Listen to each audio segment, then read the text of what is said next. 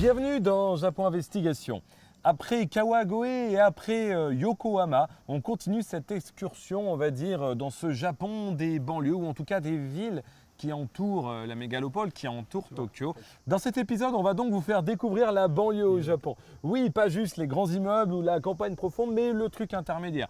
Et l'intérêt de ce genre d'endroit, c'est notamment les supermarchés ou les grands magasins, les book-off super bazar, où on va pouvoir, d'après en tout cas ce que tu me dis Julien, faire les affaires du siècle. Des super affaires, ouais.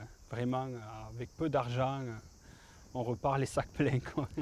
Bienvenue dans Japon Investigation. Cette fois-ci, nous sommes en visite de la banlieue japonaise. Come on. I see no changes. Wake up in the morning and I ask myself, is life worth living? Should I blast myself?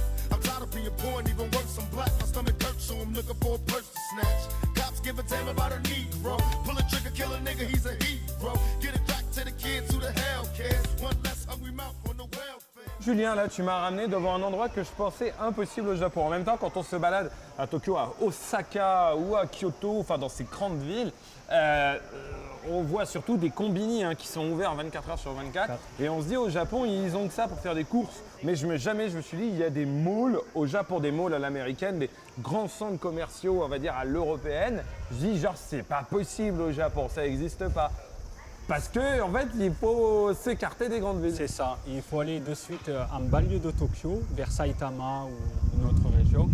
Et là, dans des petits endroits, à peu près à 1 heure de train de Tokyo, on arrive à trouver des grands départements stores à l'américaine ou même à l'européenne. D'ailleurs, ces villes qui ressemblent presque à des villes américaines, elles ont l'air toutes faites sur le même modèle. Sur le même modèle, exactement. Les mêmes petits restaurants à côté de la station, un peu les mêmes ruelles. Donc du coup, on va aller visiter pour vous un centre commercial tout simplement. On va commencer par quoi, Julien? C'est quoi le Visit of Programme Nodest? Déjà, le programme numéro 1, c'est d'aller au meilleur endroit de ce centre commercial, c'est-à-dire le Bazarov, là où on va faire des affaires, là où on va trouver les produits que nous, on aime en général, c'est-à-dire les jeux vidéo, les figurines, la Neo Geo peut-être, oui. On y va.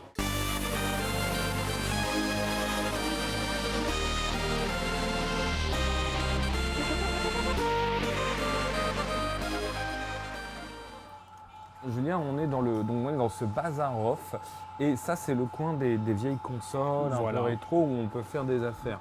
Donc on va vous présenter certains trucs et vous allez vous rendre compte que effectivement c'est peut-être le meilleur coin sur terre pour faire les meilleures affaires. On commence tout de suite et je pense qu'il faut commencer avec ça. Voilà, je pense par exemple là tu as une PlayStation 1. Bon, c'est pas une console qui vaut très cher, la PlayStation 1 aujourd'hui japonaise, c'est pas celle qui vaut le plus cher. Non. Mais regarde, elle est à 108 yens, ce qui fait la modique somme de combien, 80 centimes d'euros à peu près, ouais, 70, 80 centimes. Vous voyez cette machine PlayStation, elle coûte moins d'1 euro. Moins d'1 euro, voilà. C'est rien, vous allez me dire, ouais, c'est incroyable. PlayStation, c'est de la shit. Est-ce que tu peux me parler de ce beau produit? Une Sega Saturn, première édition, grise en boîte. Donc, ça va chercher dans les 150 euros.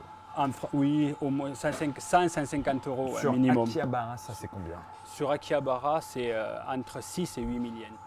C'est-à-dire dans les 70 euros. Voilà, c'est ça, environ, quoi. Alors, si je te demandais le juste prix, à ton avis, à combien elle est ici? En boîte, tout ce qu'il faut? En général, vu les prix pratiqués ici, je dirais entre 2 et 3 000 yens à peu près.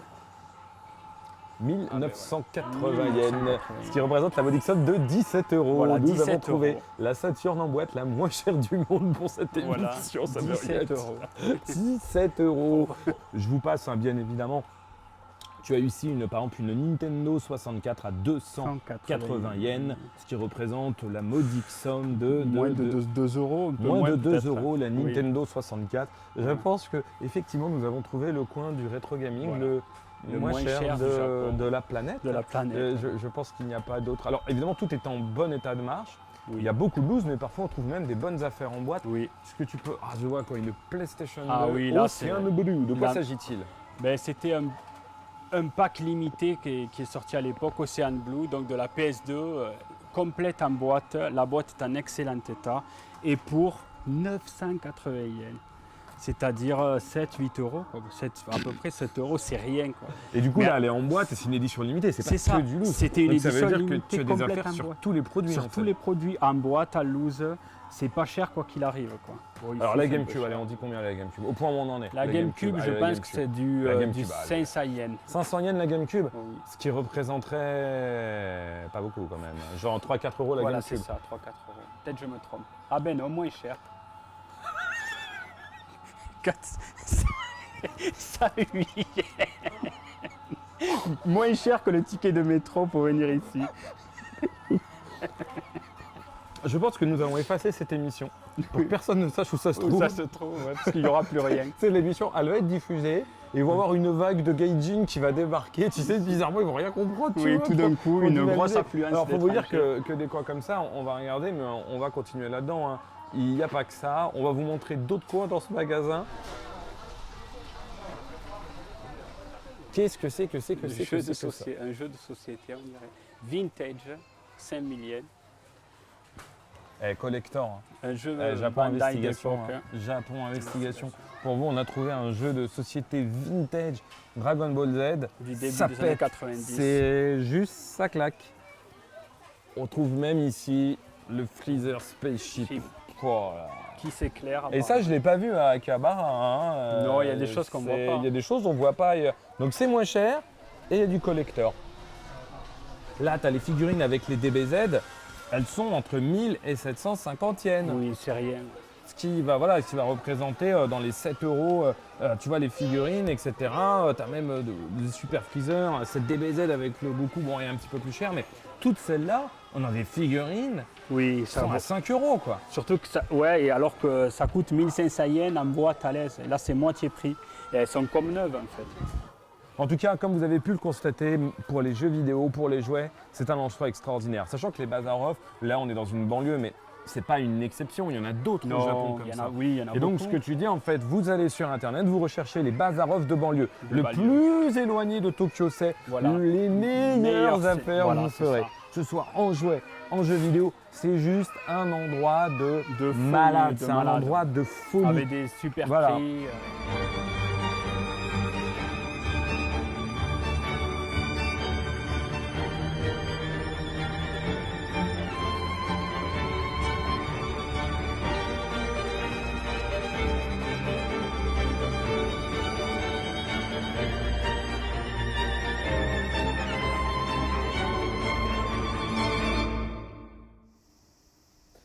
Non, nous ne sommes pas dans Hokuto-no-Ken, hein, dans une région dévastée post-apo. On est bien toujours à Kamonomiya. qui est une banlieue à côté d'Omiya, qui est Omiya. elle-même une banlieue, une grande banlieue, on va dire, quand même une grande ville hein, de Tokyo. Et c'est l'endroit du coup, Lost, perdu from nowhere, au cœur de nowhere, où il n'y a juste personne. Une personne Et c'est donc tranquille. la certitude de ne pas avoir d'étrangers de gaijin, hein, comme Ben on là, dit ici non, dans les comme on pattes. voit, il n'y a personne. Et pas d'étrangers égale. Égal, matos assuré. Allez, on est parti pour le hard-off.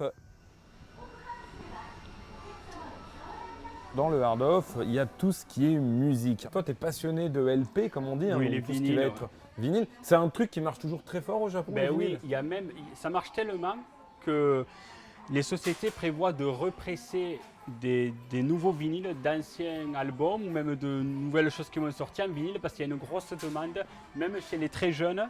Toi, tu es passionné de vinyle d'animé, ça peut monter parfois les prix, les vinyles Oui, d'animé? bien sûr, tu as certains vinyles comme les Cités d'Or, le volume 2 qui monte à plus de 10 000 yens, 10, 12 000 yens, 13 000 yens. Et pareil dans Dragon les vinyles. Ball 35. Dragon- Dragon Ball, les deux LP se sont vendus à 60 000 yens récemment. Les deux LP Dragon Ball, la première série. Incroyable, ouais. Dans les vinyles, tu vas trouver par exemple ce vinyle qui est magnifique. Ça, c'est la BO de Dragon Quest Symphonic Suite, Dragon 3 Quest Symphonic Suite sur donc, le jeu Famicom, hein, on Voilà. s'entend bien. Le produit est juste magnifique, mais pour bien vous rendre compte, ce genre de LP va quand même chercher dans les 10 000 yens, hein. On est dans les 70 euros, un petit peu plus. Voilà, donc finalement c'est revenu à la mode le vinyle, mais du coup comme c'est à la mode, il peut y avoir des produits qui vont coûter beaucoup C'est plus ça. de ce qu'on a eu par exemple, dans les Voilà, laserdiscs. les droits se sont perdus, ça ne peut plus être réédité. Et si ça existe qu'en vinyle, par exemple, eh ben, ça va être très très cher. Alors d'accord, mais du coup, est-ce que c'est Art of de banlieue? C'est quand même des bons prix sur les Oui, vinyles. sur certains trucs, oui. Je pense notamment ici en bas, un vinyle que j'ai vu de Candy Candy, donc la série très Donc il y a des connue en premiers animés France. diffusés en France en C'est ça. 1978. Et Donc ça qui, date un peu. Hein. Ah ben voilà, il est là. Ah, voilà. Voilà, 1620 yens. Voilà, alors que D'accord. ça, Donc de Candy. Le double. Et ça, par exemple, c'est combien minimum? normalement, c'est 3500 yens. Surtout qu'il n'est pas trop abîmé. 3500, 4000 yens. Ouais. Donc tu peux quand même faire des vraies affaires. Oui, quand même. On trouve, en fouillant bien, c'est intéressant de venir ici. Parce qu'en fouillant bien, on peut trouver des prix, des super prix. Voilà, on vous a donc fait découvrir la banlieue, enfin un petit aperçu, de la banlieue au Japon. Au Ces Japon, paysages un exactement. peu lunaires, un peu différents du centre de Tokyo. De quand même. Tokyo, oui. Tout ça pour dire la conclusion, Julien, je te la laisse. Quel est le meilleur endroit du monde aujourd'hui pour faire des bonnes affaires? Le meilleur endroit du monde, c'est le Bazarov, je pense. Au niveau des prix, il n'y a pas mieux. Et en quantité. Deux banlieues. Deux banlieues, bien sûr. Deux banlieues. Je Ah oui, précise voilà, bien, deux ce sont banlieues. des choses qui ont été protégées de l'invasion des étrangers Des étrangers. et de la surconsommation des touristes en fait. C'est ça, tout à fait. Ouais. Voilà, on se retrouve bientôt dans Japon Investigation pour la fin de ce documentaire sur les perles autour de Tokyo, vu qu'on va aller visiter on m'a dit, des meilleures plages autour de Tokyo.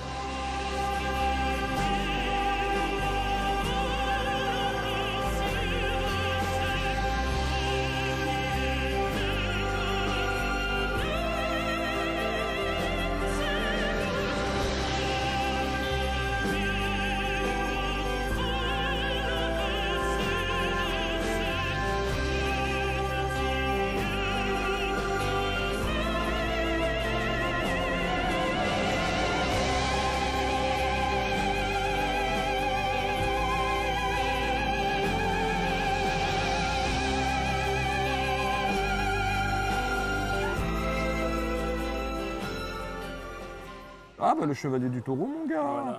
Chevalier du taureau aussi qui est extrêmement rare en boîte. Oui, oui, surtout c'est en état, on va dire mint, entre guillemets, c'est un des plus cotés celui-là.